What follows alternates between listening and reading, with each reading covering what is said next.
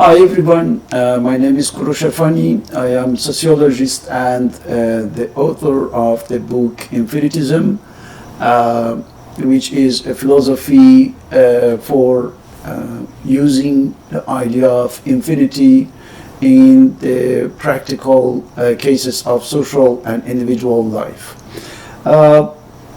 We are working on the Infinitylogy, which is taking knowledge of infinity, and we are trying to see if we could define a methodology for this field of study that will gather philosophy, science, and technology.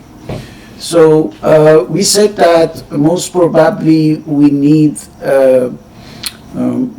a combination of different points in order to construct our methodology, and that's why we are interested in different literature that can help us to have an idea about this methodology. That's why we are going over different references, books, articles, and so on, in order to find the points that can take part in the construction of this methodology, the methodology for this discipline that is called Infinitylogy, the acquaintance on infinitude, right?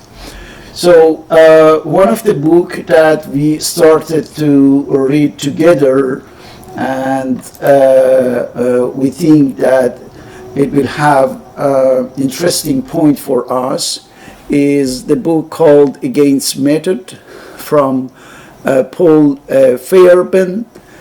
Paul Feyerabend is, we said, an Austrian philosopher of science with several books. We choose this one, and we are making a critical reading of that in order to see if there would be useful for us. So we started to read this book together for the introduction in the last part, the part number 8, and we saw that there is a very good starting for that, right? I retained 2 points, 2 interesting points from this part, which was 1.5 pages of introduction of the book. And let me show you the 2 points that I uphold from this lecture of the part number 8, the video number 8 we did together.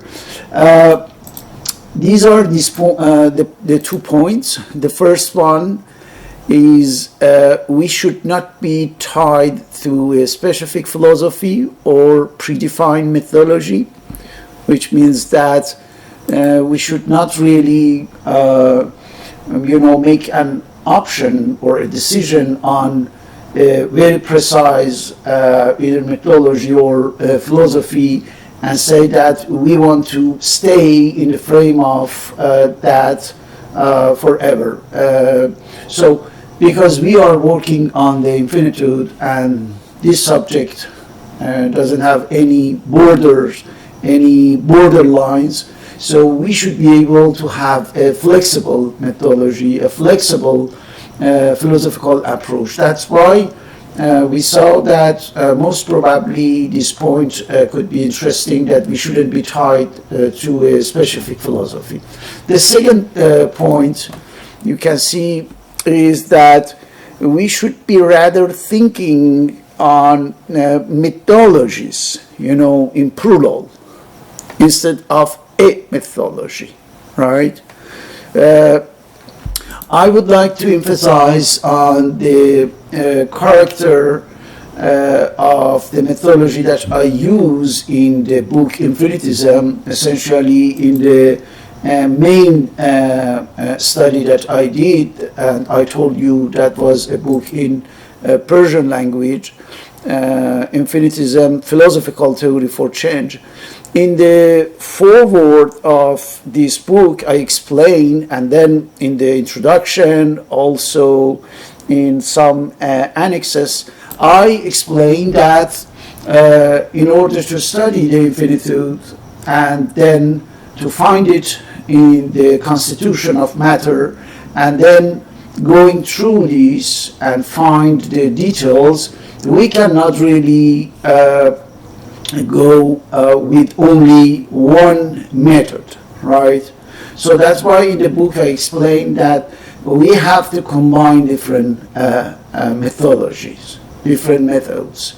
So it's a joint methodology, right? And we cannot have only one. Even though we are respecting the general idea of the research methodology, which is putting an initial question and then trying to see what are the data about that, and then to make the verification of our hypothesis, and going through the analysis of data in order to bring about a conclusion, and to see what is exactly the result that we can draw from this work.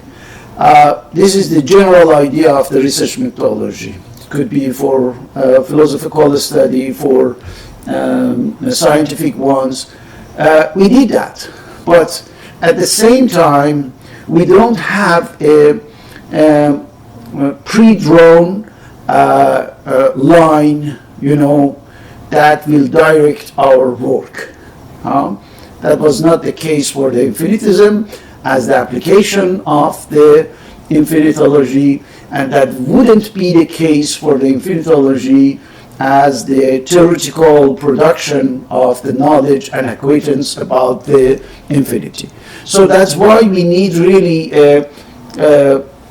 combine heterogeneous methodology for infinitology. That's why we prefer to go over different literature of the methods, philosophy of science, or critical lecture of the methodology in order to find what could be interesting and what could contribute in the building of methodology or a methodological framework for infinitology. All right. Now let's go through the text. We will continue the lecture of the Gaines method where we left. Here we are. So we arrived to this point, and we continue with a quote that Feyerabend is mentioning from the Einstein, and he said the external conditions, right, Einstein, the external conditions which are set for the scientist by the facts of experience do not permit him to let himself be too much restricted in the construction of his conceptual world by the adherence to an epistemological system. So that's the idea of Einstein, right? He's suggesting that when we are studying something, when we are studying a phenomenon, there are the external conditions, right, that are there, and sometimes these conditions are such that we cannot really be bound totally to what we want to apply to this external condition, right? That's the idea of the facts of experience. You see that because we know that any experience, I open just a little parenthesis to say that any experience is human experience, which means that as soon as we intervene in the,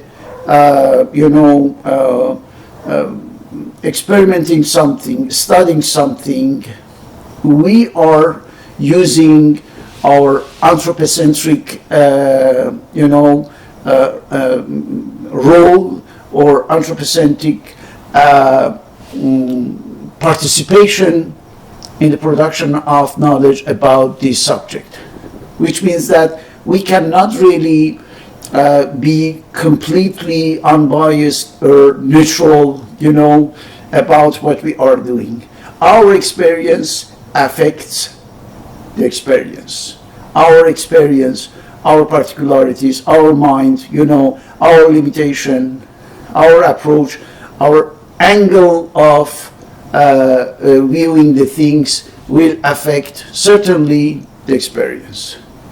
So that's why sometimes, as Einstein is telling us, sometimes you have the idea that these external conditions are such that when you go through your experience, you see that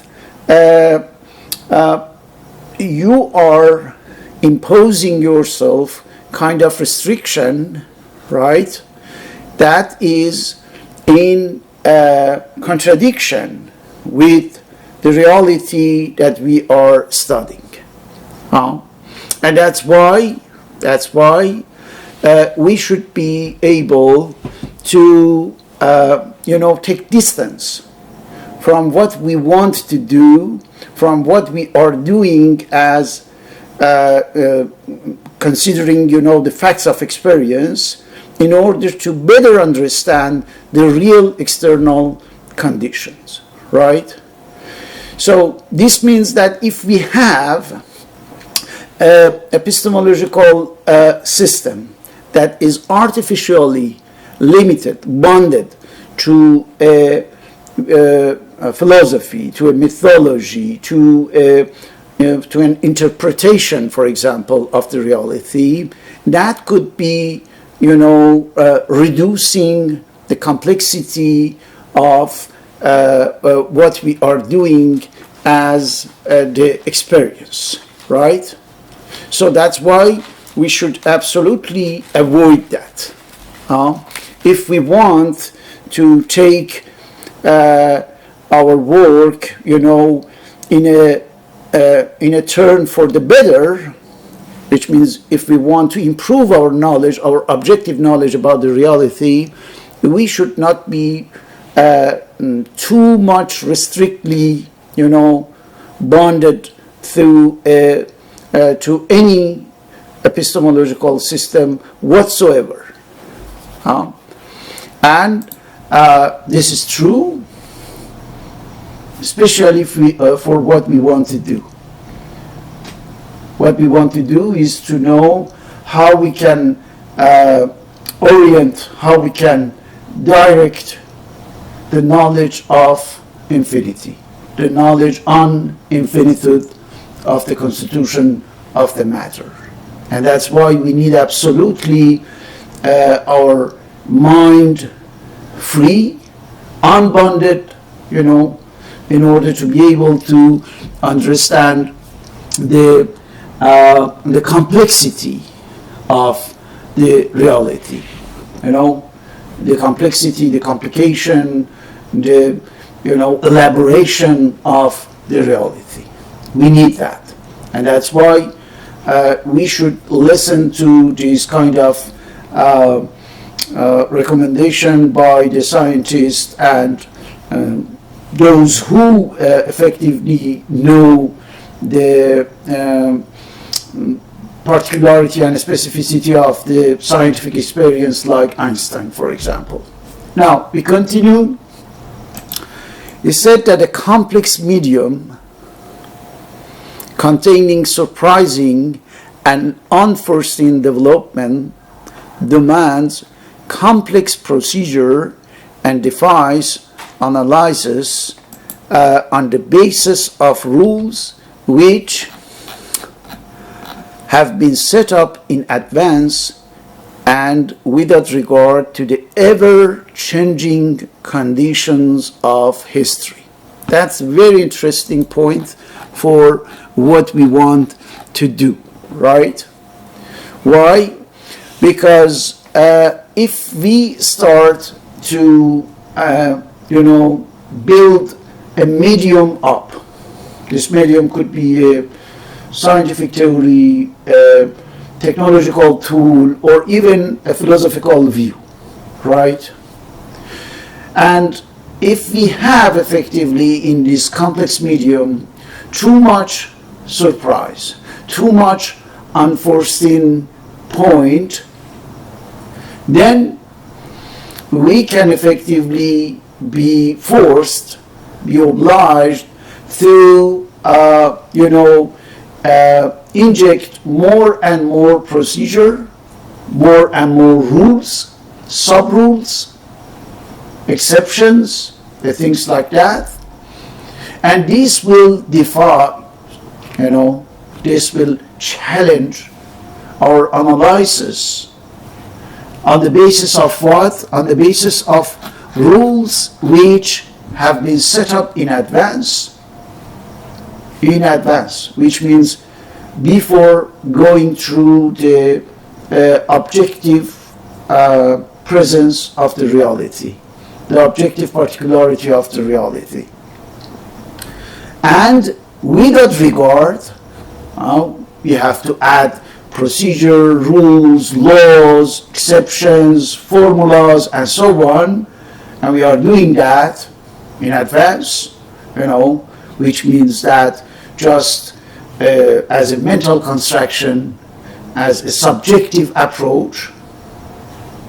But the main point is here, without regard to the ever-changing conditions of history, which means that we can effectively have a freeze view, a fixed view on an evolving reality.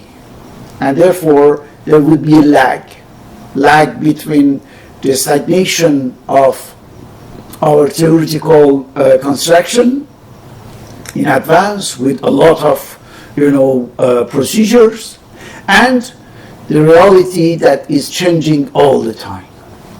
And it cannot really obey, it cannot really follow our rules, our procedures. So that's why if we persist, if we emphasize too much on the validity, the credibility, and the reliability of our method, without taking into consideration the changing character, ever-changing character of our subject of study, then there will be a huge gulf, huge gap between the reality that is changing and moving forward and our theoretical construction that is stagnating, that is just not moving forward as fast as necessary. And we are recommended not to do that. We are recommended not to enter in the huge complex construction of the theoretical configuration, theoretical system that could be very beautiful, that could looks very fine, logical, and even instrumental. But once we go over the studied reality, we realize that the things are not going really in the direction that is dictated or recommended by our methodology, by our theoretical construction. So we have to avoid that. We are recommended to avoid that. We are recommended to not being sunk completely in the beautiful theoretical, conceptual, abstract construction that we can do, but it doesn't have really anything from the with the reality, So that's why when you see a lot of scientific production or theoretical production, and you observe this reality that we cannot really do anything with all of these theoretical production, it's because these are the real theoretical productions and not reality-based, objective, or fact-based, fact-oriented productions. That's why we cannot use them, we cannot apply them. And they are just, somewhere in the libraries or in the archives, but we cannot find any application for that. Why? Because these are, the productions that had been pushed toward a beautiful demonstration of the validity of a theory, but based on the abstract constructions, abstract reasoning, and not really the material fact, not really objective, on the objective facts. Now, we continue. It says that now it is, of course, possible to simplify the medium in which a scientist works by simplifying its main actors, right? So we can do that. We can try to have a simplified medium, right? Which means that the tool that we want to use in order to better understand what's going on in the real world could be, at the beginning at least, a simple tool, a simplified tool, right? What the history of science tells us. The history of science, after all, does not just consist of facts and conclusions drawn from facts, right? It's a combination of facts and understanding of facts, analyzing of these facts. It also contains ideas, right? Interpretations of facts, problems created by conflicting interpretations, mistakes, and so on. So, what's interesting is to see that how almost anything, except when we are in the,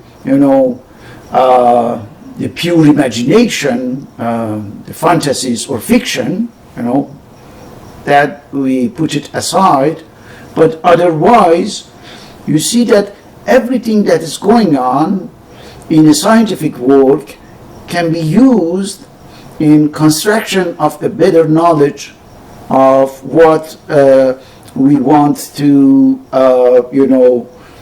take acquaintance. We can improve our knowledge by a lot of things. Facts, right? Analysis of fact, interpretation of facts, the conflict between the interpretations, ideas, suggestion. All of these combined will bring about, right, the scientific knowledge. So the scientific knowledge is not resulting from only one method or one pathway, but a combination of different components and factors. The text continues. On closer analysis, we even find that science knows no bare facts at all, but that the facts that enter our knowledge are already viewed in a certain way and are therefore essentially ideational, right? Ideational means conceptual, abstract. So there is no really the pure fact, bare fact, it doesn't mean anything, and we cannot draw anything from the only and only facts, but we start to learn something from the facts as soon as we sit there, we put there our interpretation, our view, our analysis, our point of view. And from that moment, we start to understand something from that. So that's why you see that the scientific knowledge, based on what Paul Feyerabend is telling us, is not the pure result of only and only scientific, strict experience. It's not the case, right? Or it is not only the product of the facts. The facts are important, but what is as much as important is our view, our abstract construction on the fact, the combination of both, the conceptual work that we are doing and the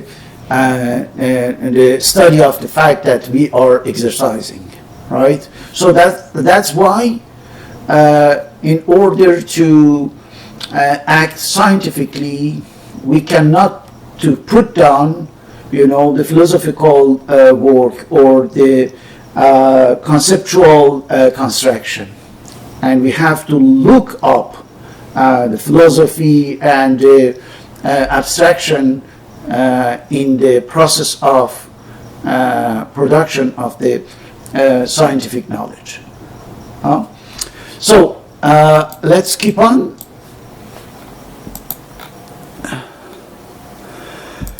This being the case, the history of science will be complex, chaotic, full of mistakes, and entertaining as the ideas it contains.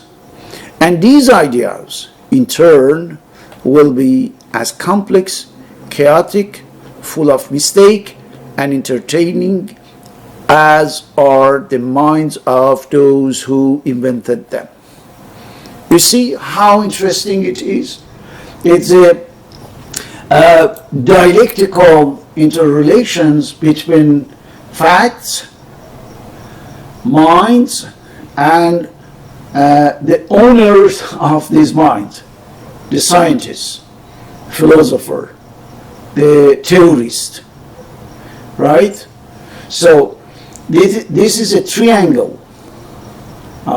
This is not a relation between fact and scientist. No, it's not like that.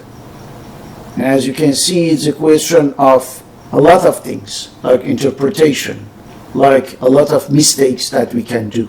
But even these mistakes are playing a role, are taking part in the process of construction of the scientific knowledge.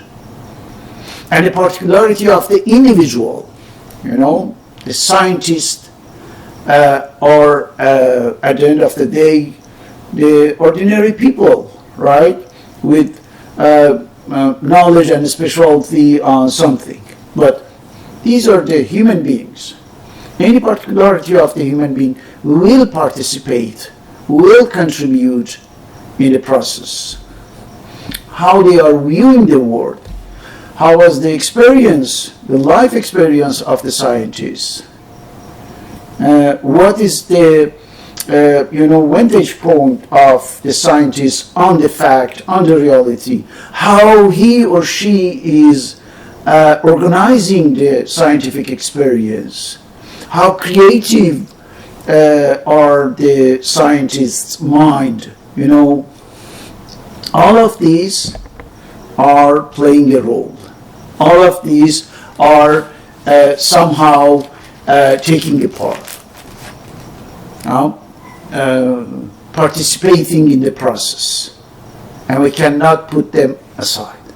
Even though he is saying us, Paul Feyerabend is saying, even though it looks like chaotic, it looks full of mistake, entertaining, you know, all of these as the components are playing in the construction of the scientific knowledge. So this means that what we call science is not something pure, is not something monolithic, you know, unitary. It's not the case. It's very heterogeneous, right? Is built in a varied way, in a varied combination. So that's why we should put aside the idea that there would be one method, there would be the method. There is no the method, you know. There is the methods. There is the methodologies. There is the humans, minds, ideas, mistakes, you know, a lot of things that will, you know, take part in what's going on as the process of production of knowledge. Now, we see in the following part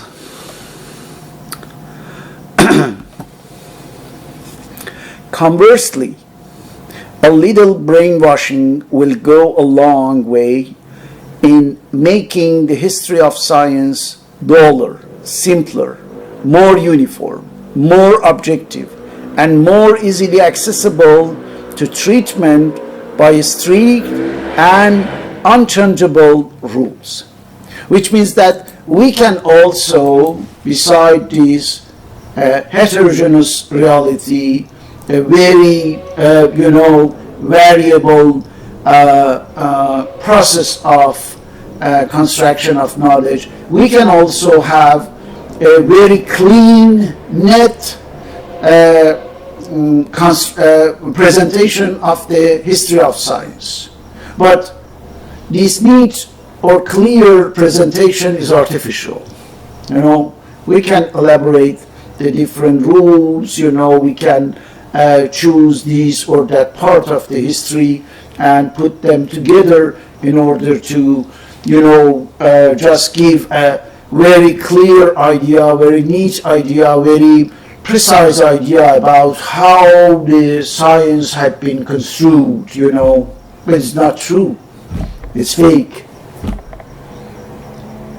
And if we take into consideration this reality, we can effectively go with more flexibility and more creativity instead of creating and building, you know, the artificial and factious construction of the history of science. We can take into consideration the reality of this history, which is a dialectical relationship between facts, experience, mind, ideas, mistakes, men, women, and how they are, how they act, how they acted, you know, and as it says, the entertaining even part of the process. So let's see what the Paul Feyerabend is telling us in the following part, in the following paragraph. Scientific education, as we know it today, has precisely his aim, right? We know why we are presenting something called scientific education in the school, university, and so on. So what's the goal? It simplifies science by simplifying its participants. So what are the participants? First, a domain of research is defined, right? We're talking about the chemistry, physics, biology, and so on. The domain is separated from the rest of history. Now, you can see here, physics, for example, is separated from metaphysics and from theology. Now, we said that it doesn't have anything with that. Physics doesn't have anything to do with theology or metaphysics. And given a logic of its own. So we said that here we are talking about the physics, and the physics is different from anything else, right? And the physics has its own logic. That's the first thing that we do when it comes to the scientific education, right? Then, through training in such a logic, then conditions those working in the domain, right? So we said that if you want to work in this domain, if you want to become physicist or biologist, for example, you should understand and be trained on this logic, right? Otherwise you cannot. Otherwise you cannot get your diploma, you cannot be graduated, and then you cannot become a specialist of this or that, right? This is what we are doing in our academic system. It makes their actions more uniform, right? And it freezes large parts of the historical process as well. So this is also, that's interesting. This is also what I said in this book. There are parts of this book where I try to present what is going on in the academic field, and I explain how even in the very high level of the academic hierarchy, we try to follow a direction that had been established and drawn by our previous colleagues, for example, or what we said, the academic authority, right? Who are these academic authorities? But we do that. And I explained in that book the same problem that here, that it freezes us. It deprives us from a lot of creativity that we can have, but we don't. Why? Because we think that the good way is to follow what had been pre-established, oriented. And we think that if we do that, it's going well. If we don't do that, it will be going badly. But it's not the case. It's not reality. And we see from where this problem is coming, and we can trace the origins or the causes of this behavior and this attitude in the academic field here in the history of science, right? So let's continue.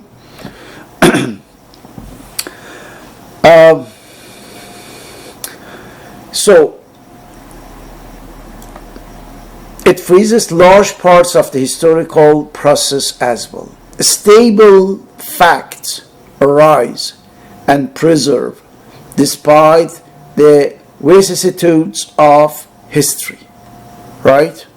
Which means that even though we are in an ever-changing process, we try to freeze it and take some facts from that in a very static way, in a static approach, and we forget about all the ups and downs of the reality.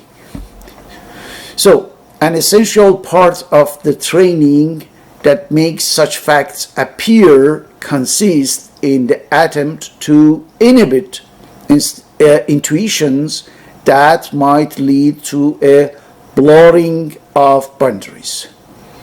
You see, we cannot confine to our intuition. We cannot refer to our intuition, and intuition here can mean imagination, creativity,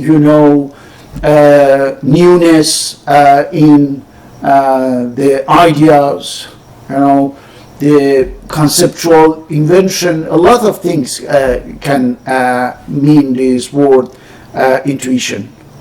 And all of these, we don't do that. We are inhibited, we are prohibited from doing that. Why? Because if we do it, we are, shaking the artificial boundaries, the artificial frames we created for our work under name of science, on behalf of science or scientific methodology. We don't do that. We don't dare doing that. Why? Because we think that if we do that, we are certainly not respecting or not following some dictated boundaries, dictated rules, dictated procedures. That's why we prefer not to do that. Right? Look at the example. A person's religion, for example, or his metaphysics, or his sense of humor, his natural sense of humor, and not the inbred and always rather nasty kind of jocularity one finds in a specialized profession. The people who are naturally, normally, and without really pushing themselves, with a great sense of humor, for example. So what they don't have to do, they must not have the slightest connection with his scientific activity. A person's religion or his metaphysics, for example, or his sense of humor must not have, even a tiny connection with his scientific activity. You see how strict, rigid, and without any interesting aspect could become a so-called scientific approach. And this is where we are losing a lot of human touch, human imprint in the scientific work, in the scientific process. This is what we are doing based on what Paul Feyerabend is telling us. He continues, his imagination is restrained, and even his language ceases to be his own. He cannot express even himself or herself as he or she is or desires. Why? Because the dictation of some artificial rules that says that if you do so, if you make intervene your personality, your specific language, your personal language or style, then you won't be scientific. Your work won't be scientific. Your work won't be rewarded, by, for example, a diploma or graduation or something. So you should be very strict if you want to be scientific. This is again reflected in the nature of scientific facts, which are experienced as being independent of opinion, belief, and cultural background. So somehow, pay attention please, Paul Feyerabend is speaking about the dehumanization of science, as if the science is something that cannot be human, as if the science is an independent constitution, an independent composition that cannot be touched by what is human coming from us, if we want to be the real scientific or the real scientist. We should not try to do that. We should not try to add any human touch to our so-called scientific work. Why? This is as it is. We cannot change it. We can not modify that. But why we cannot modify that? Why we cannot explore more and better if we can stay human while being scientists? Why we cannot make a scientific work with, at the same time, in parallel, being ourselves as we are, with our weakness and strengthen or strong points, or the attitudes or the habits or our sense of humor. Why not? Why we cannot be like this? That's the question and interrogation of Paul Feyerabend in this introduction of the book Against Method.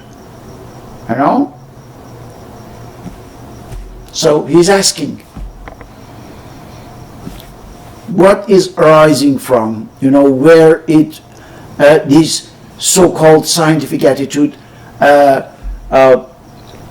driving from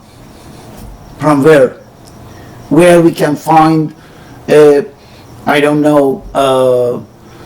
source of authority that is telling us that's science and that's not science. That's a question. We should think about that.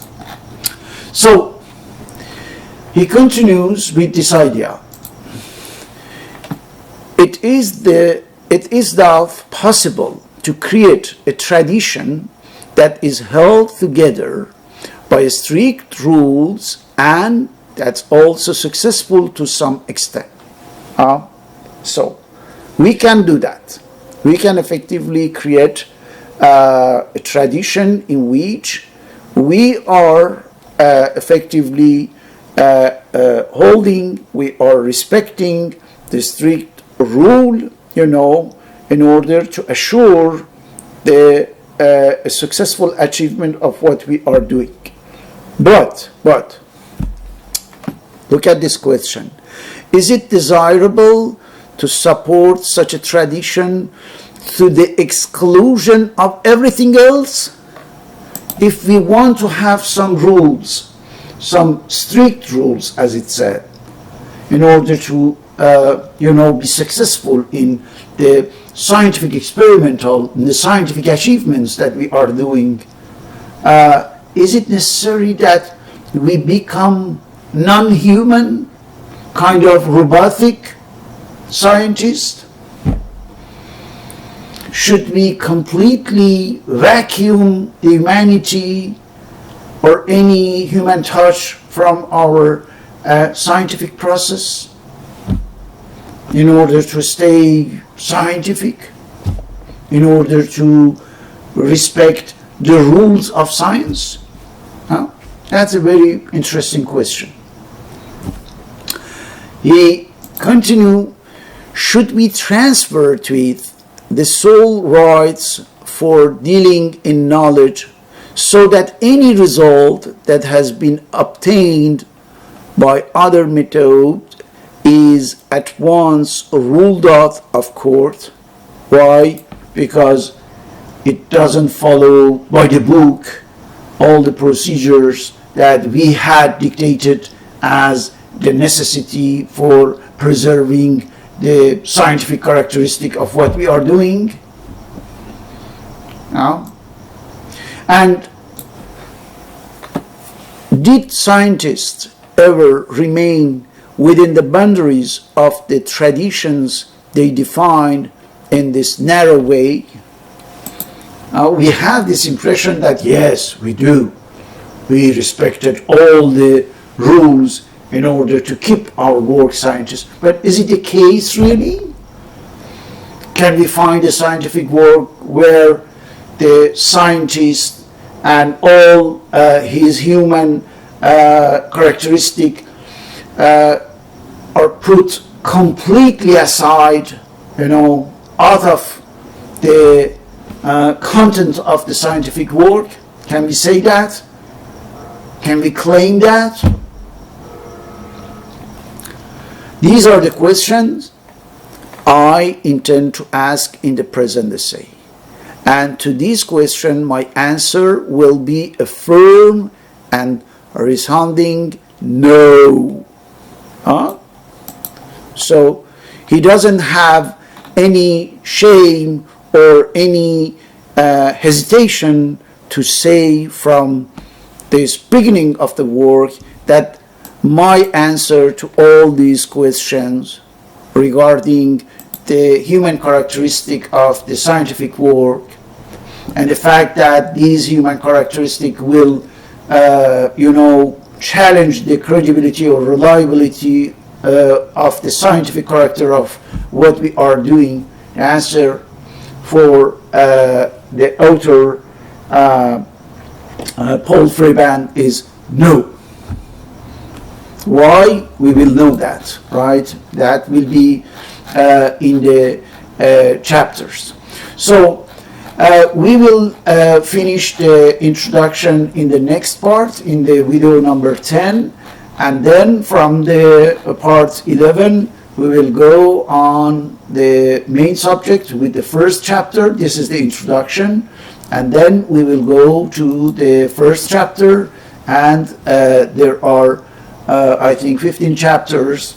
We will go, part by part, page by page, in order to see what would be the interesting point for us when we are pretending that we can have a discipline called Infinitylogy. Discipline, something that has the framework for itself. But this framework cannot be something limiting, restricting artificially our intelligence, our creativity, our capacity of taking knowledge about something that it is not, bounded, it's not limited, it's boundless, it's limitless, it's infinite, right? We are talking about the infinity and infinitude of the composition of the matter. That's why we need something really capable to do so. That's why all these details, these points that we are discussing, are important. As we are doing it live in front of camera, you can see and you can also refer to the book in order to understand if my apprehension of the text, my understanding of the text is good or not, complete or incomplete. I think it would be certainly incomplete. It will be certainly with a lot of shortage, a lot of deficiencies. I recognize that, but we are talking about these. We are talking about the fact that anything that we are creating as the intelligent construction, abstract construction, or scientific theory, philosophical buildings, and anything that is production of our mind, you can find there the trace of a lot of human things, including mistakes, including misunderstanding, miscommunication, misconception, and so on and so on. So that's why I am not afraid to misunderstand one part, or not taking exactly what the author is telling us, but as you can see, it doesn't really present any catastrophe, right? We are trying to include our mistake, our misconception, our misunderstanding in the construction of the methodological framework of this discipline that is called Infinitylogy, as a new suggestion, as a new field of study where philosophy, science, and technology come together in order to give us the possibility to know better and deeper the infinity of universe. Thank you very much, and we will continue this discussion next time. Thank you and bye.